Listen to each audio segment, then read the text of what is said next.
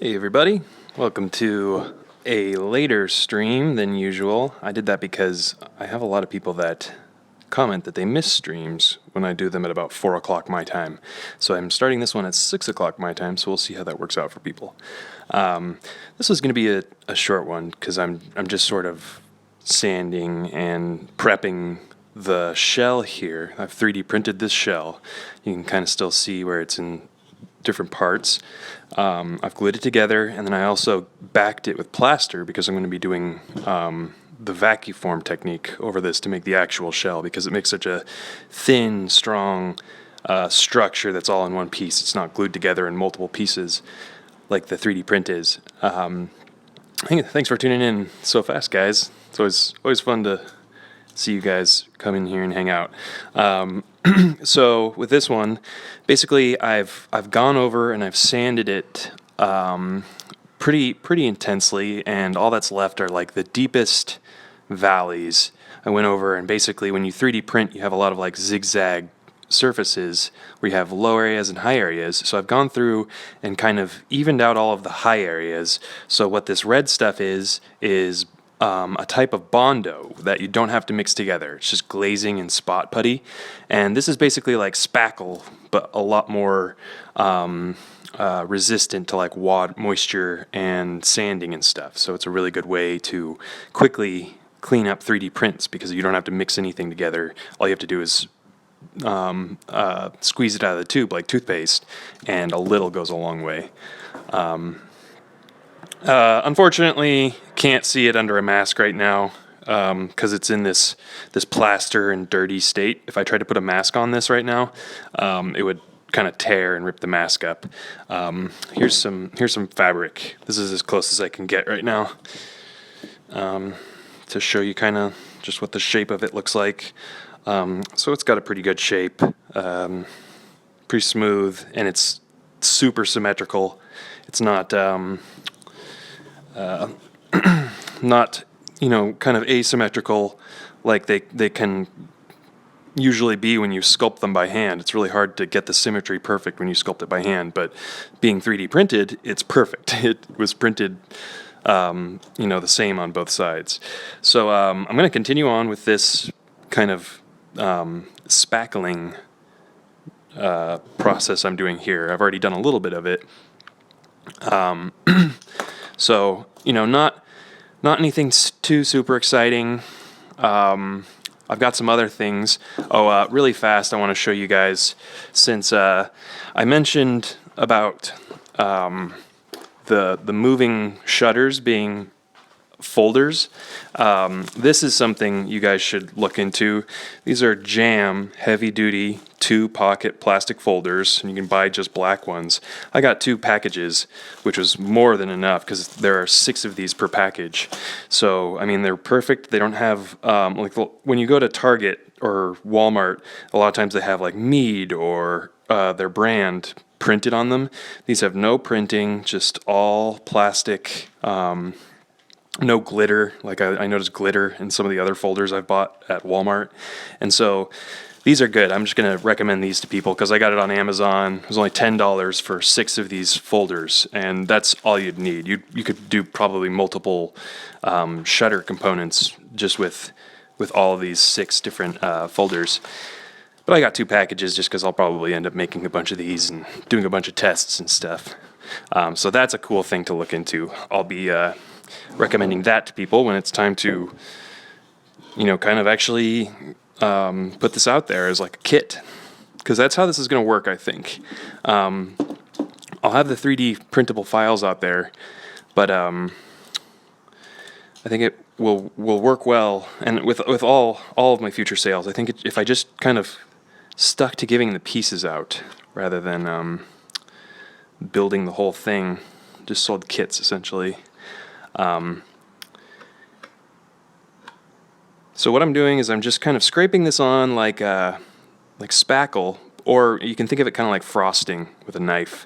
And I'm using a flat-edged instrument. This is actually the same plastic that I use for the lenses. I just cut some squares of it for this process. But you can use anything that's hard, has a hard edge, because what it's doing is it's bridging the gap in those lower areas and flattening everything out.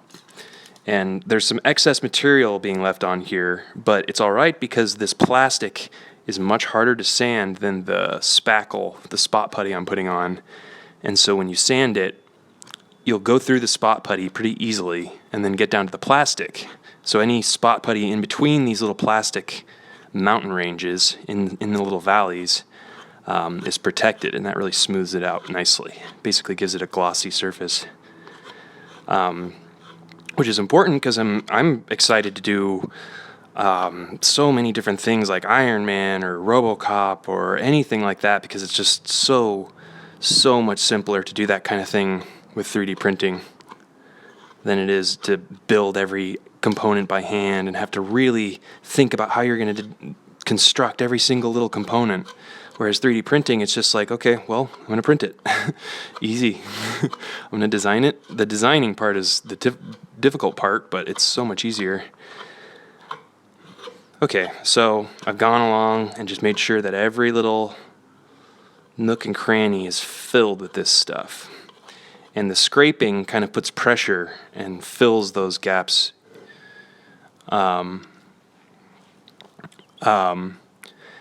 We'll see, Bengi.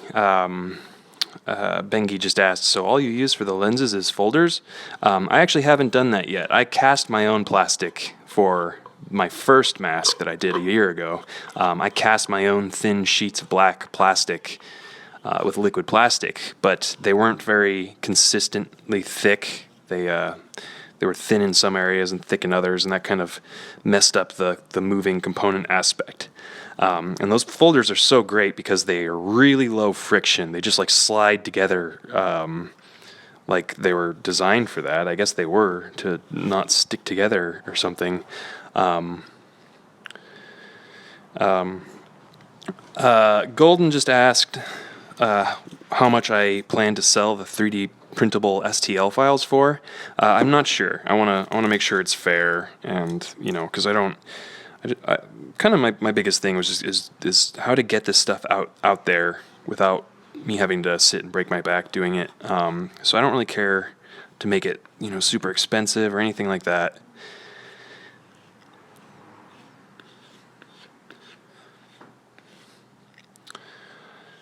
Hey, Lego Cool Man.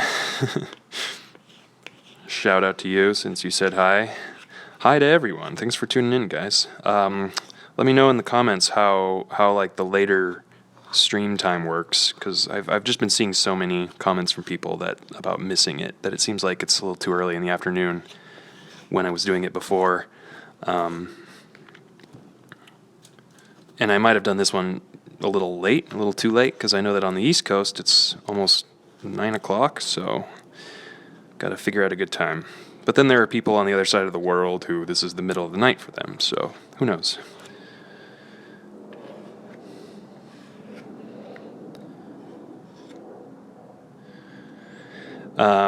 Hey guys, yeah, a few cool people all tuning in. Haha, that's funny. Tuning in the middle of the night for Harvey. Someone asked what the spot putty is for. You can already kind of tell that, so right here, it's rough, and you can see these grooves and stuff. I'm vacuforming it, so it's not going to be that big of an issue, but this stuff will kind of be things for the plastic to grab onto, and stuff like that, and I want a nice smooth surface. So I'm going through and kind of scraping on this spot putty, and this stuff's already a little dry, so I can already kind of gently start to work on it. Always take a flat surface at this point, and usually always. Oh hey, it's a small world. This stupid truck drives around like all the time. It's like an ice cream truck. Welcome to Los Angeles. The things you don't see in the movies. Of course it would drive by while I'm doing a stream. Okay, so I could probably free my other hand. There we go. So when you're sanding, this is an important thing that I want to make a point of emphasizing, is that you don't want to do it with like a spongy surface behind. Usually, there are instances where you'll like use your hands and want to sand with like a spongy surface. But usually, always, you want to have a hard surface behind your sandpaper. So what all this is just a board that I'm sure it has a pretty hard surface. And then I'm going to use this to make sure that when I'm sanding, I'm only, hitting the high points and smoothing everything out. Because if you have a soft, like spongy material, like your fingers behind the sandpaper, it can kind of get in between the grooves and it can sand the grooves back into place. So you want to hit it with a flat, like a block or something underneath the sandpaper. And what that does is it really just ensures that you're just going from high point to high point and not, sanding those grooves back into place.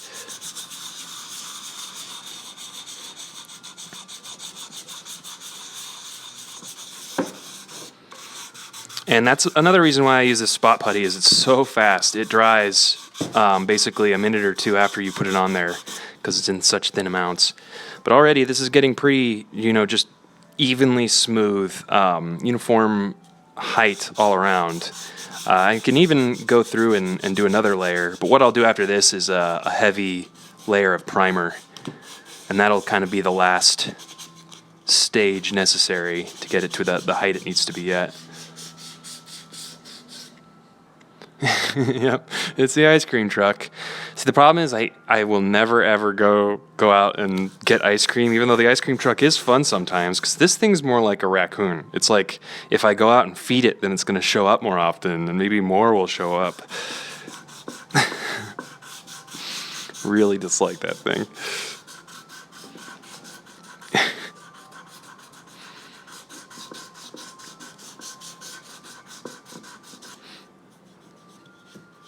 All right, so that's already looking pretty good. I'm kind of jumping the gun here. I get lost a little bit. Hey Matt, what's up? I always like to see some of my older Spider-Man friends on here from before the stream.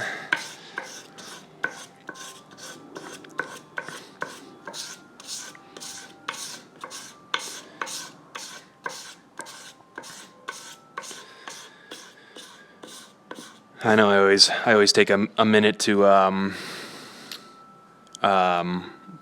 talk about shell work, but this is going a little slower than I anticipated because I am getting a little bit of work done on the shells that I currently still owe to other people.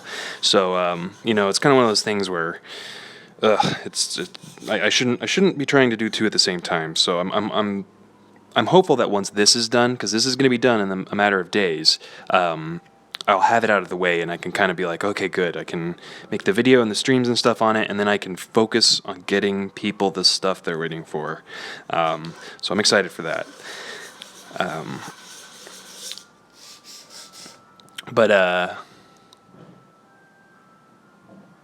Cool, Donnie. Glad you got an Annette A8. He said he got an Annette A8. Yeah, I think that thing is incredible. I mean, I printed this face shell, all of this, with 2 Annettes.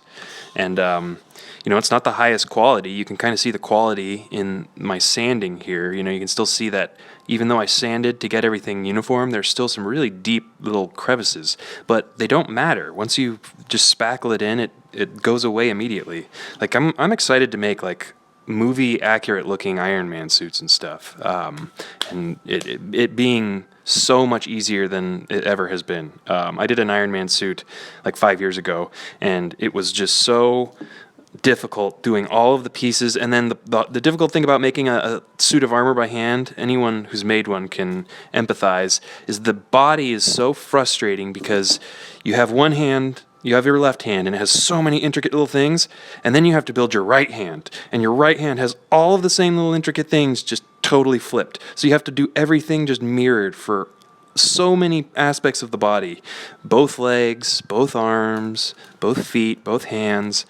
It's really, really irritating when I got into the thick of it, making the Iron Man suit. It really was just like, wow, this is so much work. So I'm just so excited that, like, it's crazy how much easier 3D printing makes doing all of that. It's a matter of sitting at your computer, looking at reference images, and getting good at 3D modeling, and then printing, having your printers work for you to create the object, and then you just need to do this minute amount of sanding and finishing work to get it to a really awesome professional state. And once again, I'm using this hard edge here so that I'm bridging the gaps in the plastic. I'm just trying to kind of scrape everything but what's filling the gaps off. If I did that with like a rubber edge or something, it wouldn't do as good of a job. Oh man. But so many people are going to be watching this video and be like, what? Why is It's a Small World playing in the background?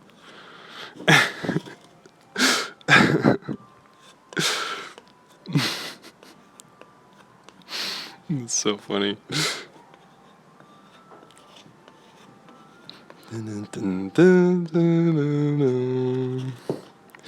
It's a small world after all. Oh, that sucks. I just looked at the comments, and Chris mentioned that his board was burned out on his net. That's sorry to hear it. That is my criticism with it. I have had difficulties with different components. It's just so hard to it's $200, less than $200 for a 3D printer. It's just so crazy. It's going to change everything. These things are getting so cheap because it's just the price of all the components. And then that's just the company failing to make sure that everything is high enough quality, probably because of the price.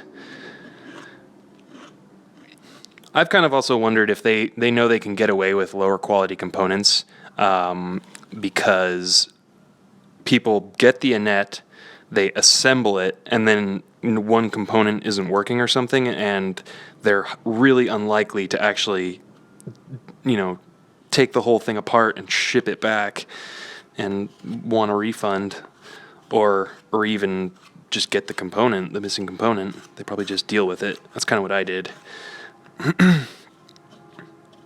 But, it's just so amazing. And I'm ready to, someday move on to a bigger, better 3D printer because those are just going to get more available and cheaper too.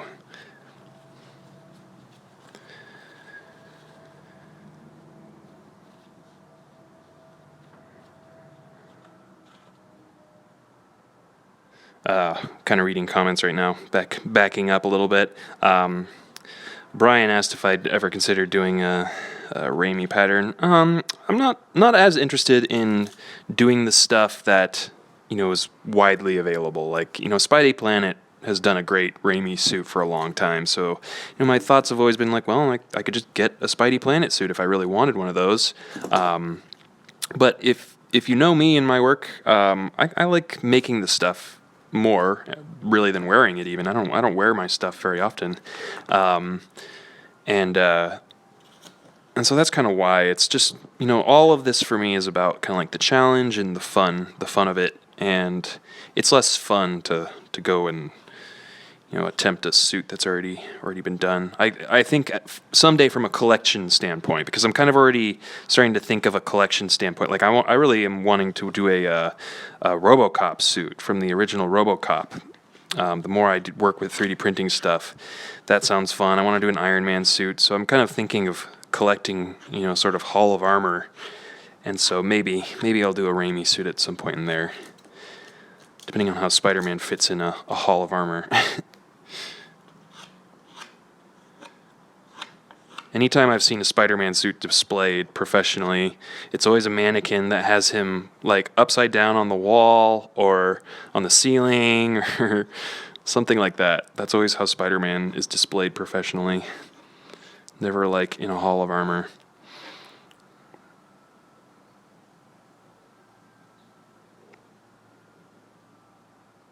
Awesome. Glad to hear that, Donnie. Donnie put his Annette A8 from gearbest.com. I'm dropping that again because that's where I got mine, and it's super cheap and quick and everything. But he mentioned that, he did it on a whim just based off watching this video. I'm actually in the same boat. I watched a video, I can't remember his name off the top of my head or his channel name. It'd be nice to reference it. It's probably one of the top viewed Annette A8 from Gear Best videos, but it was back in December, and this video was just posted on Reddit, and it was just a review of the Annette A8, and I think what caught my eye was that it was, a under $200 3D printer, and, in his video, he had some test prints he had done, and it just looked so incredible that it was just like no hesitation to get that. And so, yeah, I splurged on it, and I'm so happy I did because it's changed my work. Like, really. I was thinking about that earlier today. Just the way I would ever approach a project, it's just changed so much because of 3D printing. And I don't think it's worse. I don't think it reduces the craft to it because all of that craft and everything lies in the computer, inside of creating the mesh in the computer. Because I still had to make this file for the mask and everything, but it was just so much faster. And then I handed it off to my robot army, and they started assembling it, and so that really is just like the ultimate thing if you're interested in this kind of stuff. Cosplay, costumes, armor, props, even like automotive stuff. Someday I want to 3D print fairings for like a motorcycle or a car or something. I think that'd be really cool.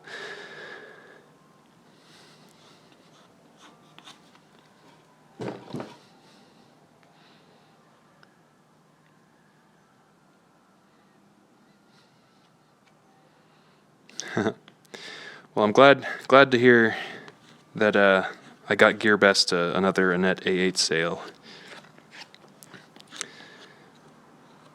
Yeah, I want to do some more videos on puff painting and stuff because I know that puff painting is still kind of a way to go. I was also thinking because a few people from watching the stream have sent me photos of their work, with the MCU mask and puff painting and stuff. And I apologize, guys, if you're watching this and you've sent me a message and I haven't gotten back to you. Just know that that's kind of the baseline for me. I'm very bad about looking at a message if I'm like away from home or something and I look at a message on my phone. I kind of think about it. I think about a response, and the response just never makes it onto the submission form, and it just never comes out, and I think I've responded, but really I haven't. So just if that ever happens, if it's a pressing concern, keep messaging me, like just remind me. But anyway, back to puff painting and the mask and everything, I might just show how I would go about it, tackling puff painting the mask without a dye sublimation pattern at all, just the pattern for the mask. And I think that's actually going to make a pretty awesome result based off what I've seen from like pictures of other people who have just puff painted red fabric and done the black webs and the red puff paint dots just in between, because it's essentially all you need to do. That's all the screen printing is, essentially. It's just much cleaner screen printed. But the thing about puff painting is you're essentially like decorating a cake or pastry, and the art of decorating cakes and pastries, if you look into that, it is an art, and you can go as far with it. There are little videos of people who decorate pastries and stuff, and they do the most intricate little shapes. They do, snowflakes. They do animals. So if you really practice and get good at it, there's nothing you can't do with your hands, and a little bit of patience. And by a little bit, I mean a lot, a lot of it. But that's art. That's how art is. A huge component of art is your ability to just kind of lose yourself in those mundane tasks that can take a long time.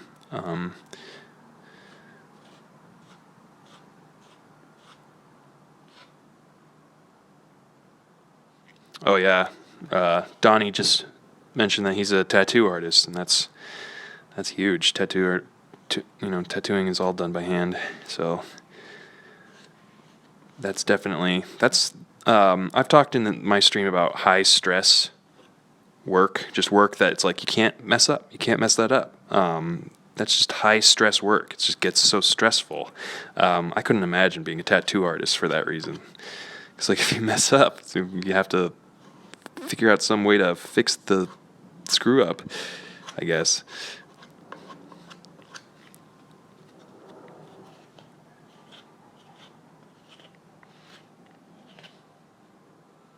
Oh, hey, Flub Dub. I didn't notice your shout out.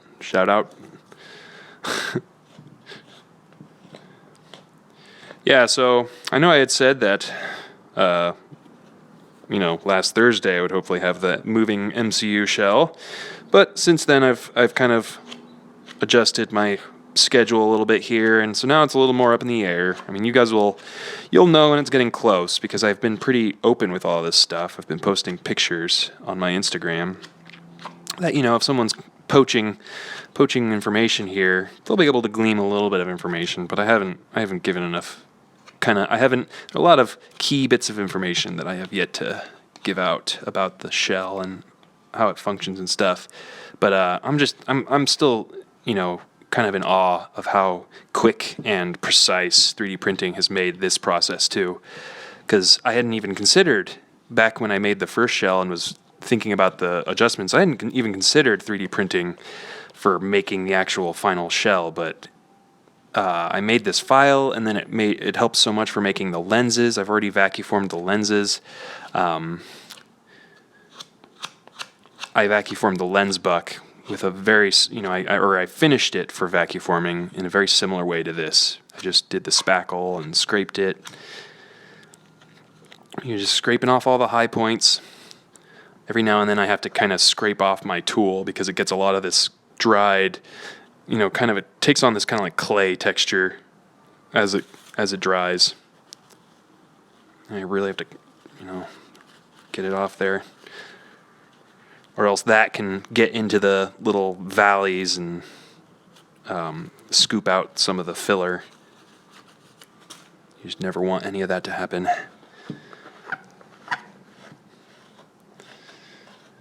So now it's really clay-like. I feel like I am working on clay and just kind of scraping excess clay off.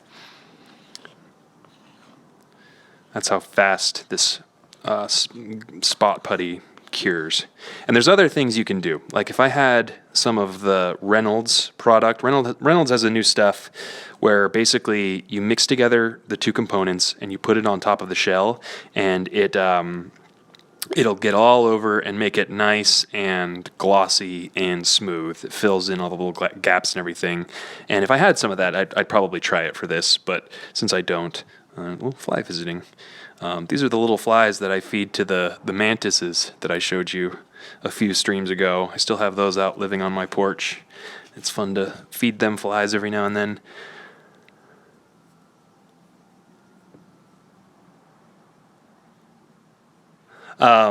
Sean, Grim, just to catch you up, also to catch anyone else up, I'm just prepping this.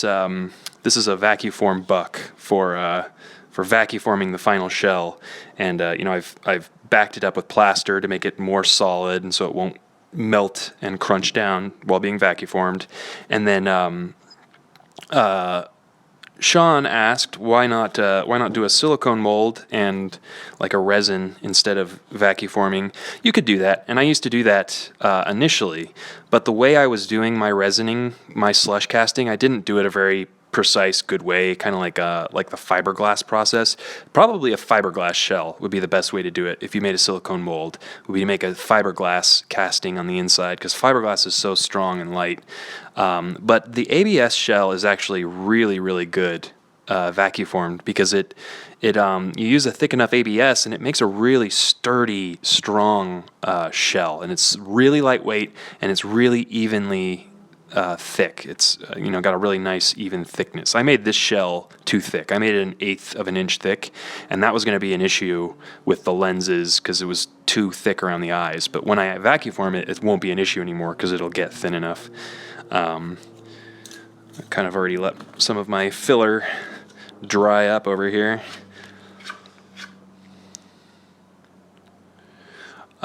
Brian asked if I've finished my most latest version of ASM1. No, I haven't. That's another thing that I want to tackle.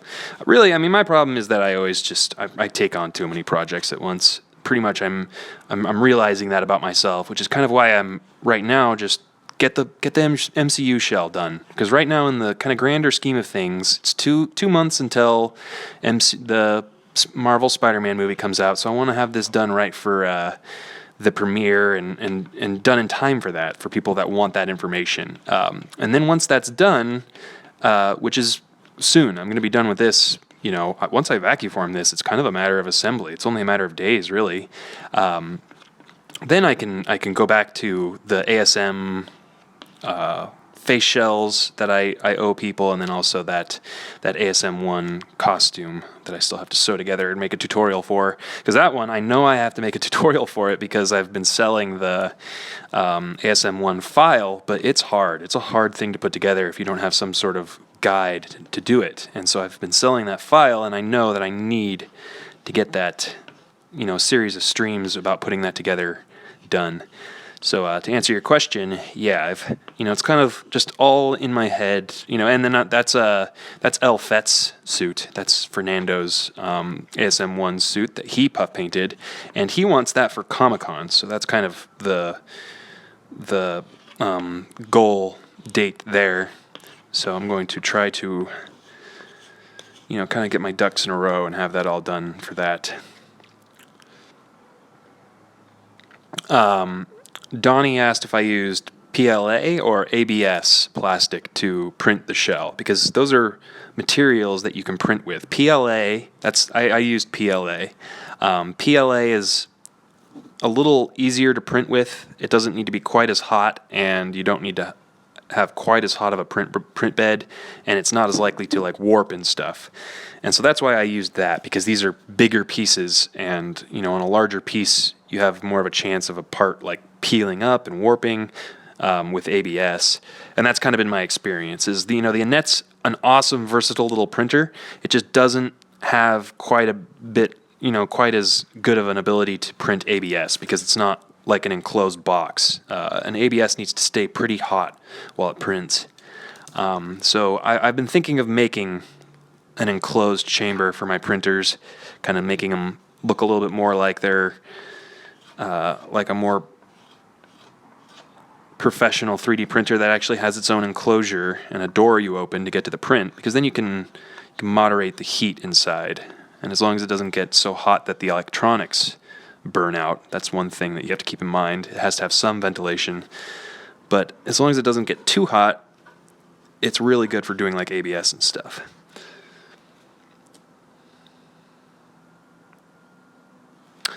Sean, and that's another, that's why I take on too many projects. Sean just asked about the ASM1 file and the ASM2 shell file, and so those are, in kind of, I'll cross that bridge when I get to it. It's kind of like, the best way to explain it is right now I've got such a mountain of work right now that I just have to, it's sometimes what I tend to do is I look up at the mountain of work that I have to do, and it kind of paralyzes me. It's oh my gosh, that's such a tall mountain to climb.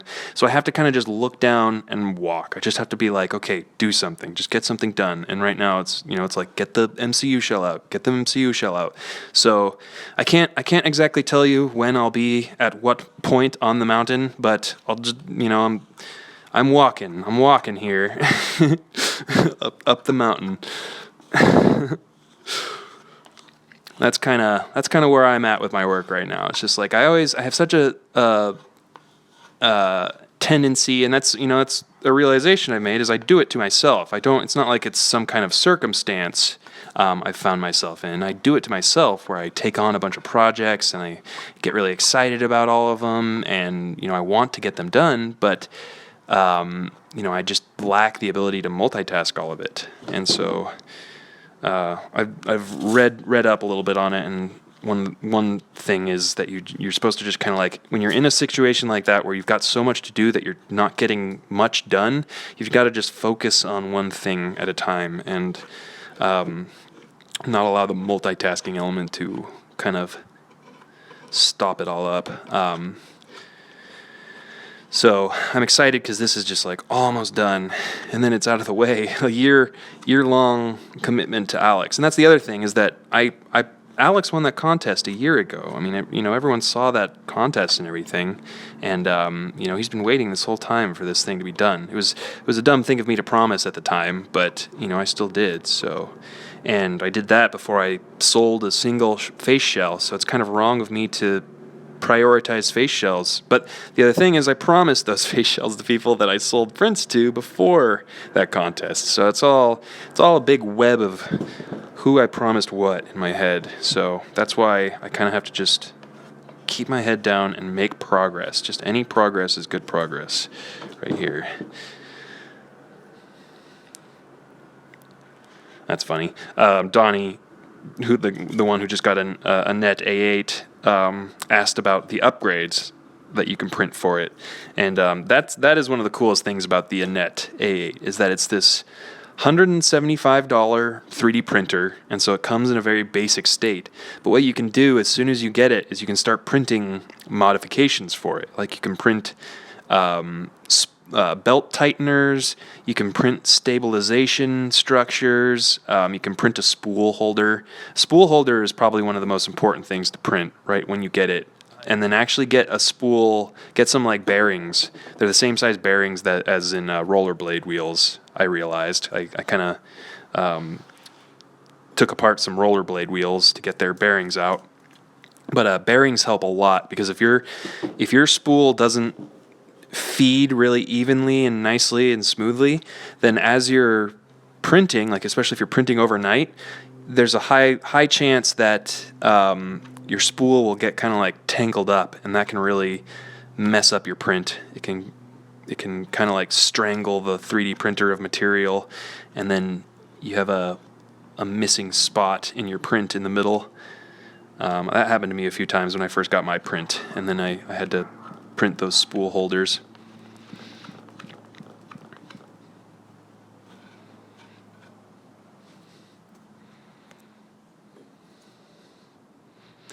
That's funny. Brian just complimented me on my variety of skills. Well, I was thinking about it, and it's like, yeah, I do kind of have a pretty big toolbox. I think my biggest skill is my ability to approach something I don't know how to do and overcome the learning curve. Which is, the learning curve, learning to do something is, you start at the bottom of the learning curve, and it's like so scary and hard, and I don't know how to do it. And then as you go, like riding a bike, as you start to practice riding a bike, it gets easier and easier and easier and easier, and then it's not hard anymore. It's something you can do, naturally. And that learning curve exists for everything. There are certain things like coding. Coding, I think, has one of the biggest learning curves. For me, at least personally, I can barely wrap my head around coding. And so that's something I'm actually really excited about. I want to learn how to code, and kind of for the sake of creating like video games and experiences, I want to learn to code. But that's one thing that the learning curve scares me. But that's the thing is, you just have to have the ability to power through it, to run up that learning curve and learn how to do it. Because there's just nothing out there that's like, you have to be born with a certain special knowledge. I mean, there's of course certain things where that helps, but it's just an ability to keep trying until you get it, or I don't know, just figure out a way to make it happen.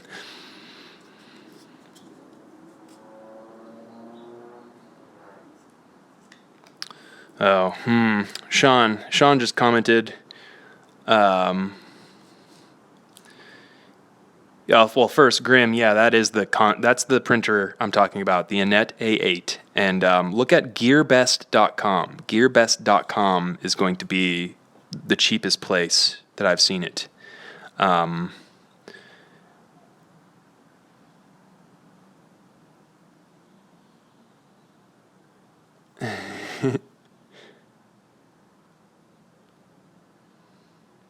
But anyway, Sean commented about how he's doing a Deadpool sculpt, and I don't want any dust in my lungs. Enough dust in my lungs for the sake of the stream. But yeah, so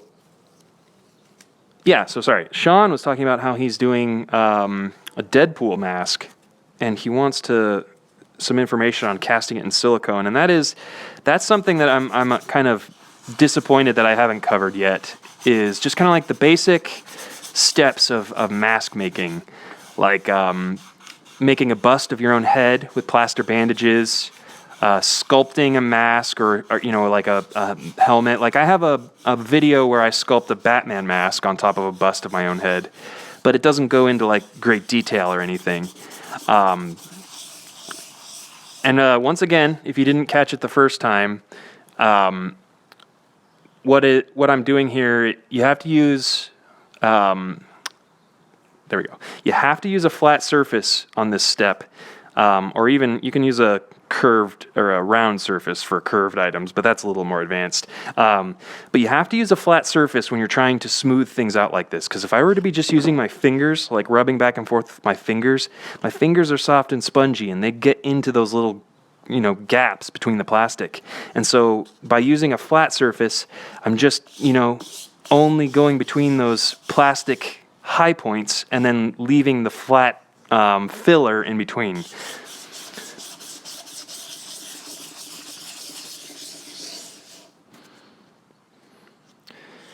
Yeah, Golden Century asked after vacuumforming shell, are the moving lenses next? And yeah, that's exactly what I'm working up to right now, because this shell will be the housing for the moving lenses, and that's why I'm vacuumforming it, because originally I had considered using just this actual face shell, this 3D printed shell, as the shell for the lenses, but it's a little too thick.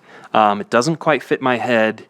It's in 3 separate pieces, so there was a slight concern I had that with all the tension from the moving lens components, it might, kind of snap apart. And then also, if I make this 3D printing buck, I can just vacuumform. If this lens shape looks good, I can just vacuumform it kind of endlessly. So I'm kind of just randomly going all over here to sand it.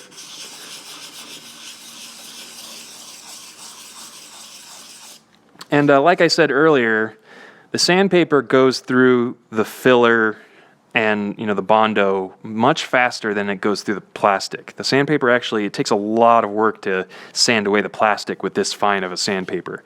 So really, I'm just kind of eating through the filler quickly and then getting to where I had already sanded it earlier. And it leaves those high points. Now I am kind of getting into areas where there's a lot of curve, and what I've done is I've made this PVC pipe tool that's just kind of cut apart a little bit. You can see I cut down this edge. I don't remember how I did that, maybe on like the bandsaw or something. And then I just glued the sandpaper, and it's actually nice because this inner surface comes into play a lot too, because it's a curved inner sandpaper surface, which is kind of a rare thing to have, but it's mainly for the purpose of this kind of exterior curve, but it's the same principle in that it's a nice flat surface, so it won't get in between the plastic I've got.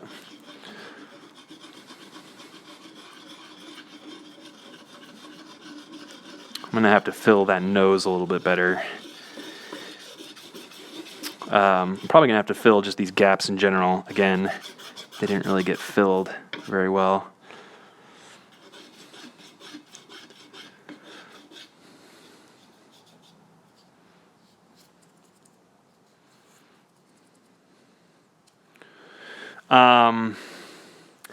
Well, Sean just mentioned that he wants to do the same method and then model expressions with the face shell. I will say that 3D printing, especially with like a cheaper 3D printer like the Annette, you'll learn its like kind of limitations as far as like high detail stuff. And one thing I'm thinking is that I had considered making some lenses, modeling some lenses, but I think it actually might be better to make molded lenses out of like the thin components, because the 3D printing can't really do that tiny detail really easily without you having to do a lot of cleanup work to it.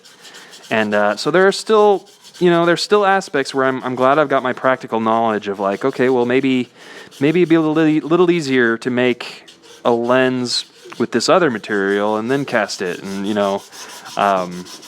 I don't want to give too much information about that away, because I might kind of do the similar type thing, doing a bunch of different expressions as magnetic lenses. Although this is all turning out so well so far that I really think that it's just going to be kind of like the new thing. Like I'm so excited about it because it really is kind of a big deal. Because mask work and masks are something that have existed in humanity for like thousands and thousands of years.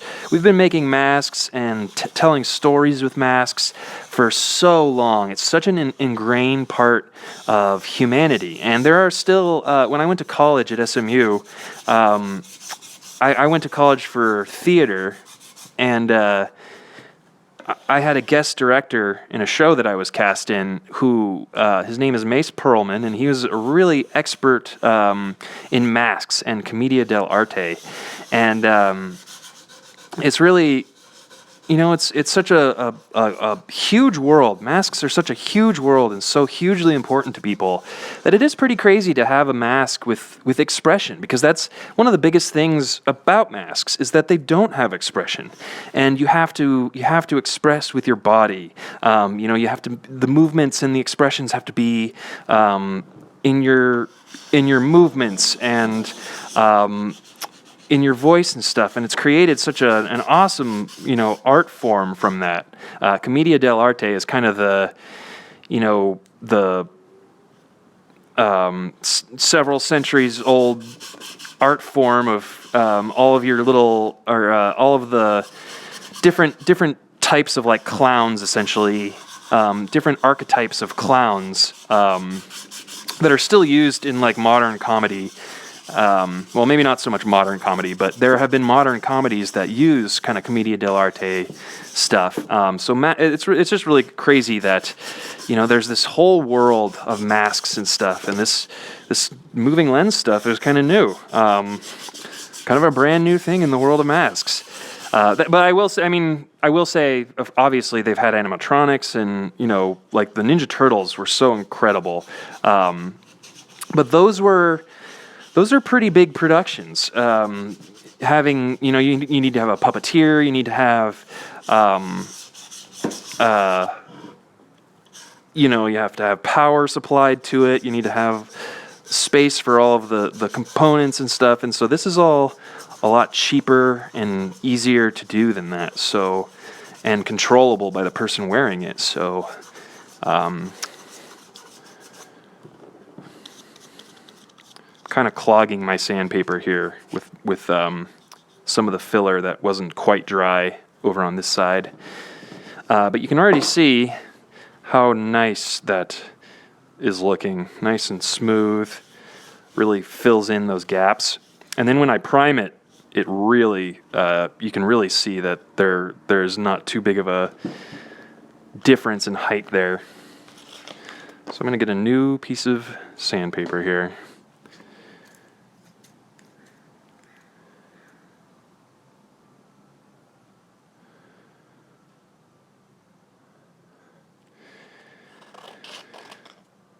Catching up on comments for a second.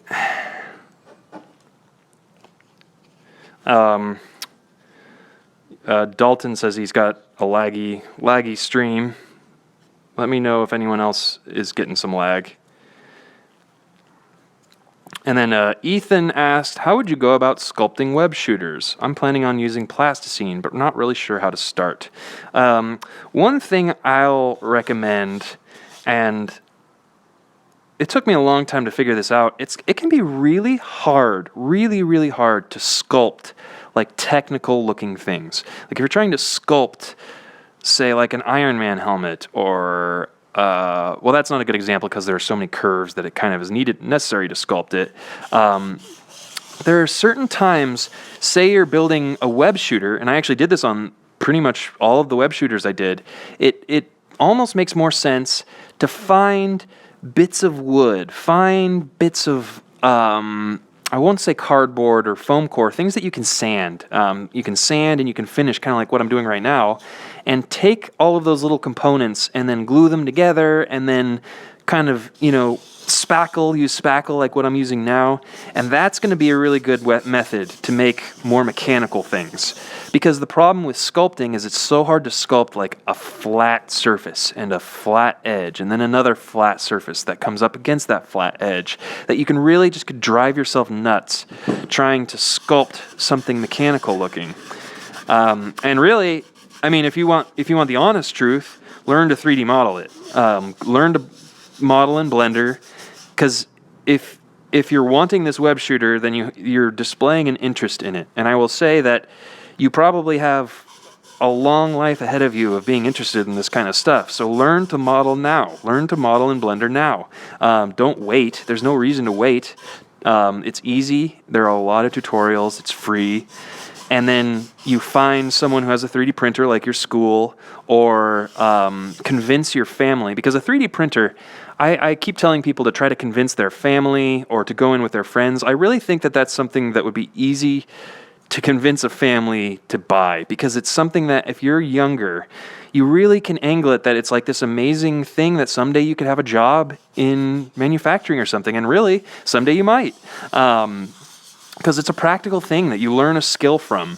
And it's really, like, it's going to change the way humanity is. I think manufacturing is going to change a lot in the next few decades to the away from we import all of our goods from a foreign country, or I don't know, maybe some of you are in the countries we import from, but we import goods from foreign countries, and then that's kind of how our manufacturing has worked. I think it's definitely going to start to become more, we manufacture our own stuff at home. We all have 3D printers. We all have machines that are capable of constructing things, more specialized things. And so whenever you need something, you just go to your 3D printer, or basically your replicator from Star Trek, and it creates it for you. And so, I mean, get ahead of that curve. I mean, geez, if that's the way it's going to be, then definitely learn how to model, learn how to 3D print, because the job market has always been kind of tumultuous if you make poor choices. So to choose something like modeling or 3D printing that has such a firm, practical utility to society is just a wise decision, I think. And if you're here watching this, then you've already demonstrated an interest in it. So I think that's kind of why I'm giving you that advice.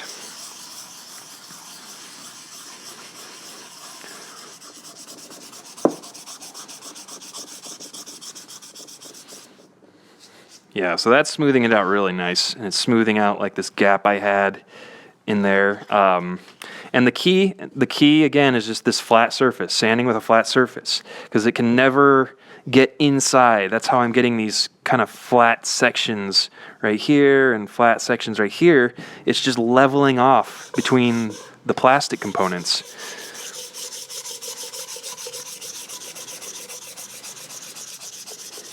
So this is why I'm so excited to do like an Iron Man suit, because it just creates such a nice, refined shape.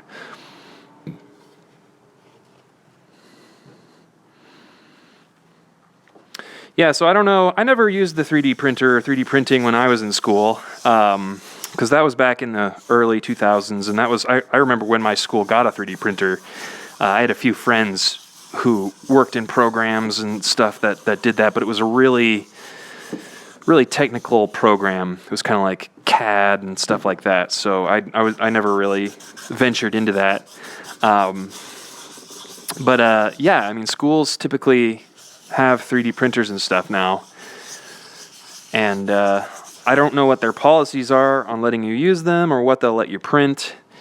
But I'm sure it's probably something like supplying your own material, and as long as you're not making like weapons or anything.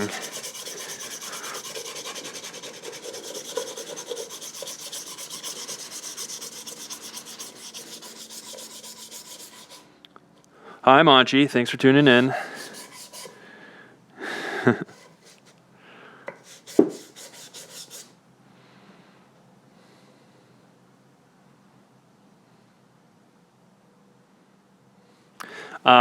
Golden asked for help making the cloth file for Spider-Man.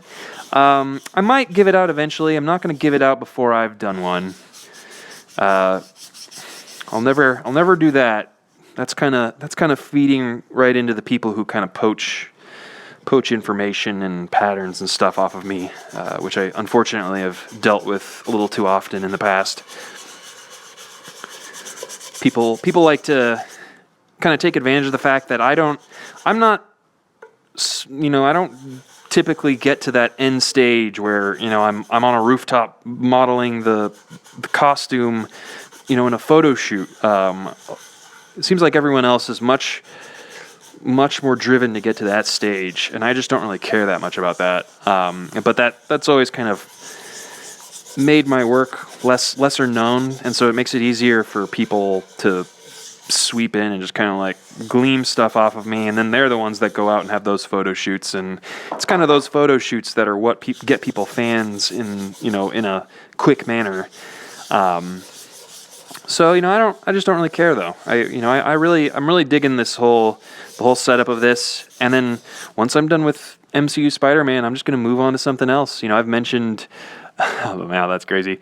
I've mentioned wanting to do RoboCop. Like, I think that'd be a cool project to work on over the stream. Maybe I could do what like other YouTube channels do and take votes on projects to work on next, like Black Panther or Ant-Man or something like that. Although it'll probably be more Spider-Man stuff, but and then I've talked about it before too, but I've also still got some pretty crazy projects coming up soon that I've been steadily working on in 3D modeling programs. But yeah, I've got some projects that I'm really excited about, which is kind of the main reason why I'm so comfortable just kind of teaching everybody my Spider-Man techniques, because I'm ready to branch out. I'm ready to branch out and just be more general making stuff. And I'll still make Spider-Man stuff, but I'm not going to only make Spider-Man stuff. That's for sure.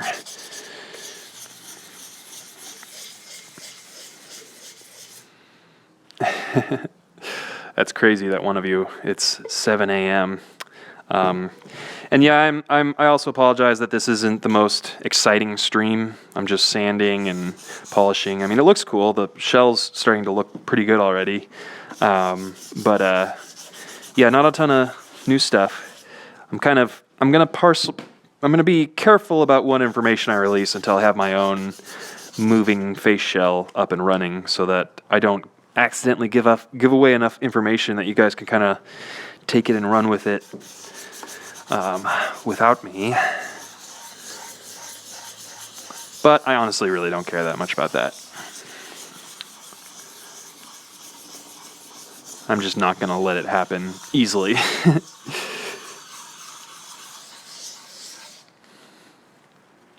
Well, that's good. Homework. I remember homework.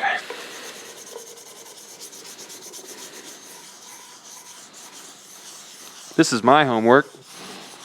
It's the great thing about life. I mean, as long as you can make it work for you.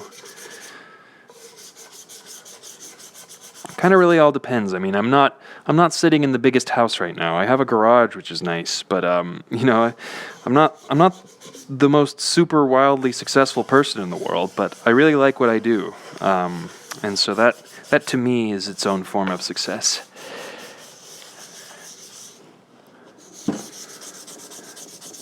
But when you're young, you have to do homework. It's just how it is. It's how kid jail is. That's how I always saw it.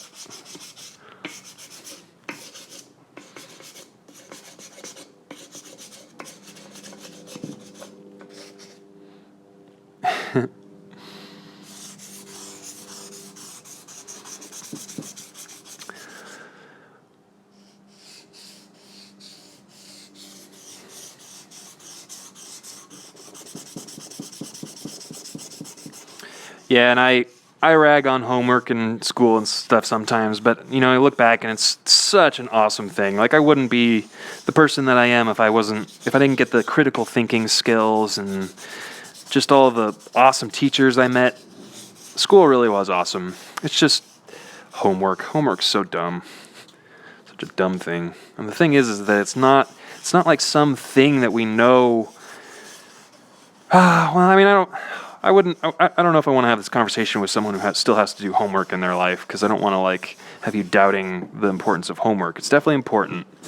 It's just such a stupid thing sometimes.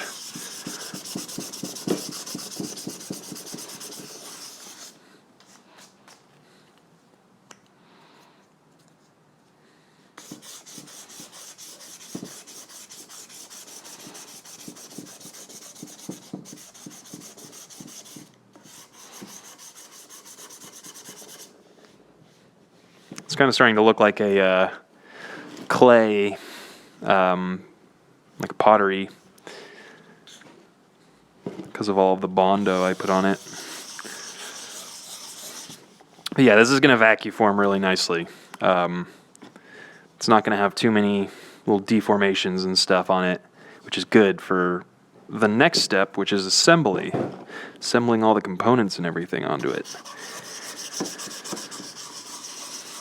I'm very excited. I'm very close to kind of giving out a shopping list, because there are certain things that you need to get, specific things that you can't really go to Walmart and get in order to make it work. A lot of those will be the things I'm making, vacuforming and stuff, but I'm excited. And I mentioned it before, but I'll ask you guys to kind of be on guard if you see anyone out there kind of taking the stuff that they're gleaming from these tutorials, especially in reference to the moving lenses, because I'm sure there's going to be someone out there who is going to try to kind of jump out in front of me as best they can, but I'm just trying to structure it so that there's really no way to do that. But I wouldn't be surprised if someone tries. So I basically just need you guys to keep your eyes open for someone trying to do that. They'll probably be from some other country. It always seems to be people who speak another language from another country who think they can get away with that. The biggest thing is that, I've thought a lot about that. The type of person, foreign person from another country, China or Mexico or the UK or anywhere, if that person is like malicious and steals stuff, and that's bad, and you do have to be on guard for that. But unfortunately, if you're like too on guard and defensive with your stuff, that person kind of wins. They've kept you from putting your information out there. They've kept you from teaching people, and so it really just, it bothers me. That bothers me when I think about it. It's like people have to be so guarded with their information, and they have to be so careful not to let it out there. And it's just like that person, for just being such a malicious jerk, they win. They get their way almost. And so I just can't. I think the best thing to do is just really ignore that person. If they're having to steal information from you, that's kind of just a tacit admission that they're in this lower position. They need you. They need your work. They're not good. They're not skilled. And so, that's kind of like, that's the only thing that matters in that situation. It's like, well, you're you're the one that creates the stuff. You're the one that, is having your stuff stolen from this person who I guess is unable to make their own stuff and, contribute their own stuff to the world. So it's like, really, that's all that matters. And anything that you do to kind of sidestep around that person is letting them win. It's like letting their presence affect you. And so that's kind of my philosophy going forward. So it's like if someone from China tries to steal my stuff, I'm going to try to make them not able to do it, but at the same time, I'm not going to alter my course so much that, it's like it gives them something to sell in the first place.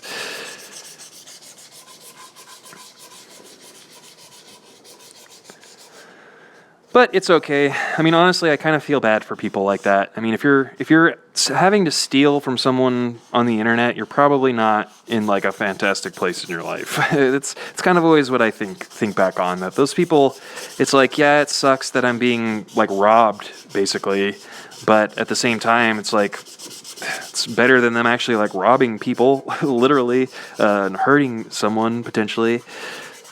I mean, if that's probably the place they're at in their life, if they're having to steal Spider-Man stuff from someone on the internet to get by, it's really kind of a pathetic thing.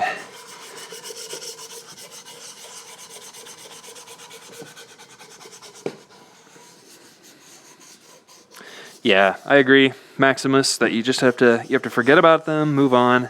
But I mean, like, not necessarily forget about them totally. Like that's why I haven't just been broadcasting the designing process of the components. I've been redesigning the components in the moving section. I haven't been broadcasting that because, I mean, that's just making it too easy. That would just be so easy for someone to copy that and kind of beat me to the punch.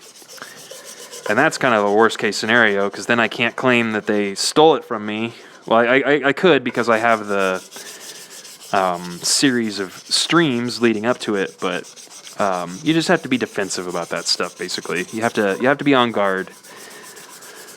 I just hate it when, I see that like someone isn't selling their product because they're worried about scammers, or it's like, man, the scammer just won. I mean, that's such a victory for them. It really is just the worst thing. And it's like the wild, wild west of the internet, really, is what that is. The internet allows them to do that from their own country, where they can't be prosecuted by the law, by the law of your country. Really, I mean, it can turn into a dangerous thing if you think about it, with how little control there is. I imagine if someone was like threatening you, you could get their government involved and get them prosecuted in some way. But in a lot of ways, it's just such a wild, wild west. But the Wild West doesn't last forever.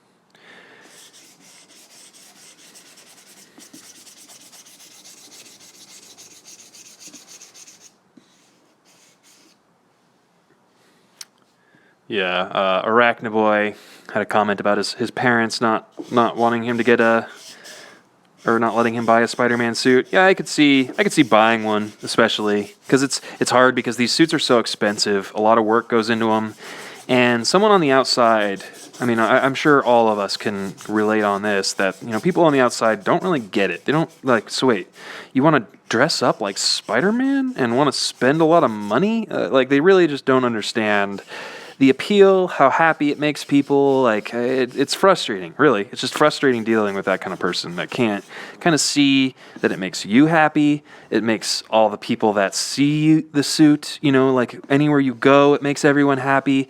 And yet there are these people that you'll deal with in your life that still act like you're some kind of leper, doing some super weird thing where it's like, it's just a fun thing, like, relax. That's a little off tangent to what, your parents, they might just be more concerned with, when you're young, especially a super expensive Spider-Man suit is even that much more expensive, because you're having to get the money from parents or from summer jobs or whatever. So yeah, I do recommend trying to make your own. It won't, I'll just say now that it won't be the same quality as one you buy, but you start down a path of being able to make your own. And that's kind of the most important thing, I think. If you enjoy it, if you really enjoy this kind of stuff, because it's important to have hobbies, it's important to have things that you can just sit down and kind of lose yourself in, lose your thoughts to your hobby. And then it's also important to have hobbies that you can do as you get older. And I'm excited to be able to, make things until the day I die. Might not be Spider-Man suits, but I can just make whatever I want.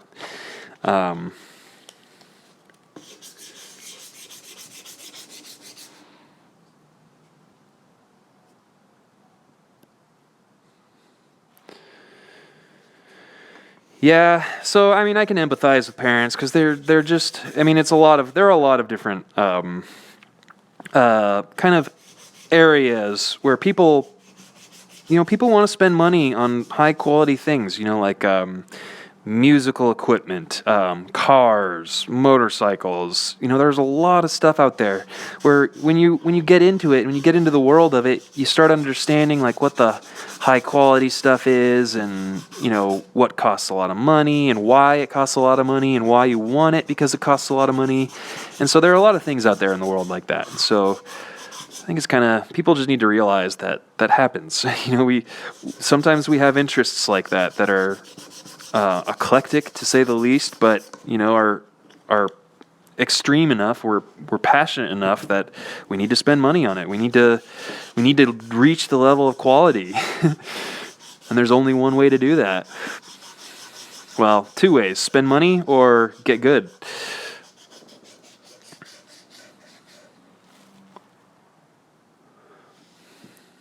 Yeah, so that's why if you want to save money. Ultimately the best way to save money is to do it yourself. And I love doing it yourself because you have control. You're not waiting. I mean, I'm the one that's bad about this, but you're not waiting on something to be shipped, or you're not potentially having something that isn't high quality, or as high quality as you expected.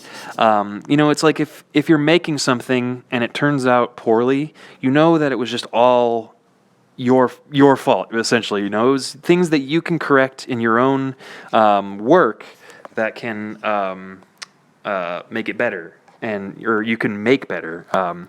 My battery is dying here, so my stream might only be a couple minutes longer here. I'm at 10%, but I'll go as long as I can here while I'm working on stuff.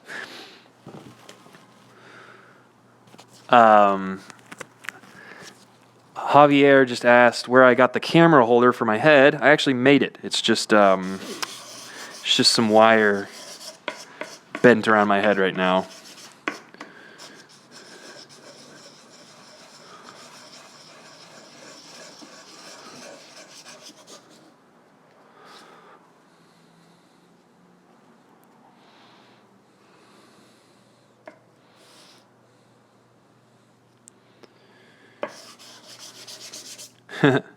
Brian, that's funny. Brian just asked how many hours I spend working in the day. That's a good question. I mean, a lot of it's at night, honestly. I get a lot of my work done in the middle of the night. But yeah, I mean, a lot. A lot or a little. I mean, it all depends. There are times when I'm getting like basically all day. Like I have a very weird sleep schedule sort of thing where my schedule's flexible enough that I've got this kind of schedule where I sleep for 3 or 4 hours, and then I'm awake for 8 or 9. And then I sleep for another 3 or 4. Kind of an eclectic and eccentric individual, to say the least. If you knew me a little better, you'd know that. But, so yeah, I kind of work all the time. I'm always working. That's kind of one thing I like about that sleep schedule is a polyphasic sleep schedule, as that's called. I kind of accidentally worked my way into it. It keeps you in like a working mode, basically all around the clock, and then you only need to sleep a very small amount. It just doesn't jive well with the rest of society is kind of the problem. That's the biggest issue with it. But I'm lucky enough that my schedule's flexible enough with working and stuff that I can make that call.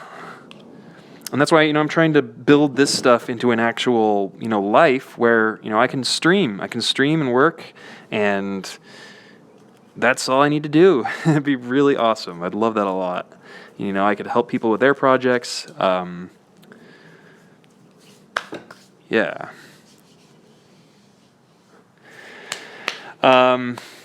No, Golden, I'm not going to be vacuuming the shell in this stream. I had considered it, but I'm going to be doing a layer of primer on top of this to kind of seal everything and get it all nice and sealed. And then I'm going to be sanding it again and getting that glossy. And my phone battery is going to die probably in a couple minutes here, so I don't have a lot of time anyway to let my oven preheat and stuff.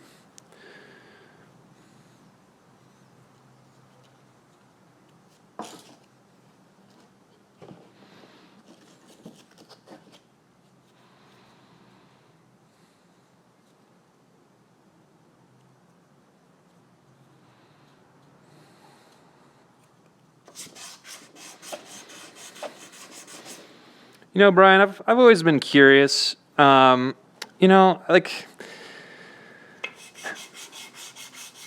you're obviously, you're a pretty talented guy, but I have to ask. I mean, like, I've noticed before that your original ASM1 print certainly looked a lot like the ASM1 print that I initially had. I honestly looked at pictures of it and kind of broke it down, and I think that your original ASM1 pattern was probably based off of my original ASM1 pattern, that one that got leaked and stuff. And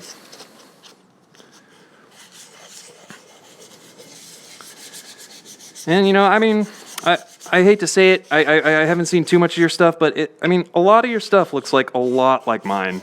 And so it kind of, it's a little bit of what drives me crazy is that it's like, wow, I don't know. It's just funny that you show up in these streams, Brian, because I don't know. Sometimes you're one of the ones I worry about, that poaching that I talk about. You're one of the poachers. You're one of the people that looks at my work and you kind of you implement it into your own work, and you've got your own fan base around it for basically a lot of the stuff that I've just been doing over the years. So it's frustrating to say the least, when it's like I hear now you're doing doing videos in Spanish, so it's just interesting that you're sitting here watching this right now, to me, especially when I'm talking about poachers.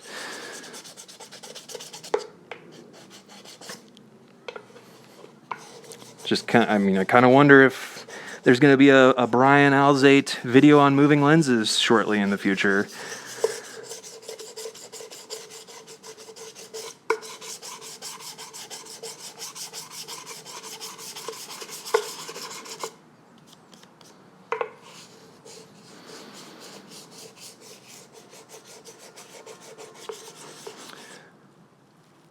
Well, Brian, I never said you're a scammer. I just said that your stuff is very, very similar.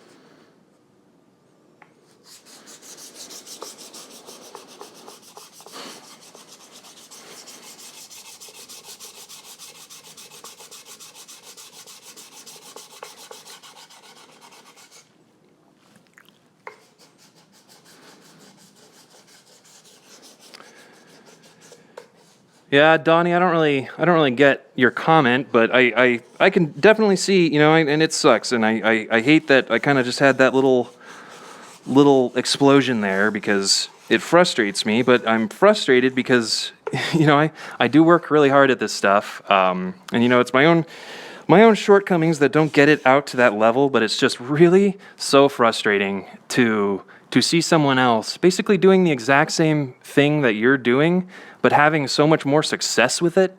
And especially when it's kind of like, I mean, I'm sitting here in my stream right now, and I mean, it's crazy that you guys are like sitting here talking about Brian's stream and stuff. It's like, I don't